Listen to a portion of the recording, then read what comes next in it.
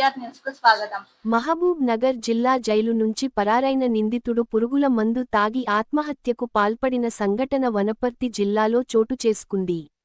అమరచింత మండలం నందిమల్ల గ్రామానికి చెందిన కిషోర్ కుమార్ రెడ్డి గత నెల 10వ తేదీన అమరచింత పోలీస్ స్టేషన్లో ఫోక్సో కేసు నమోదు కావడంతో అక్కడి నుంచి కిషోర్ కుమార్ రెడ్డి నిందితుడిని జిల్లా జైలుకు తరలించారు అధికారులు.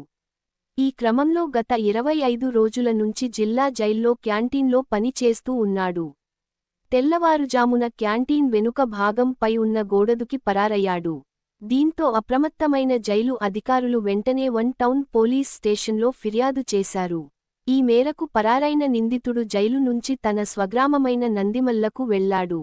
అక్కడే 2 గంటల పాటు ఉన్న కిషోర్ కుమార్ రెడ్డి పురుగుల మందు తాగి ఆత్మహత్యాయత్నానికి పాల్పడ్డాడు. గమనించిన కుటుంబ సభ్యులు వెంటనే అతన్ని అంబులెన్స్లో వనపర్తి ఆసుపత్రికి తరలించారు. నిందితుణ్ణి పరీక్షించిన వైద్యులు పరిస్థితి విషమంగా ఉందని 24 గంటల పాటు అబ్జర్వేషన్లో ఉంచుతున్నట్లు వెల్లడించారు. ఈ మేరకు పోలీసులు కేసు నమోదు చేసుకుని దర్యాప్తు చేపట్టారు.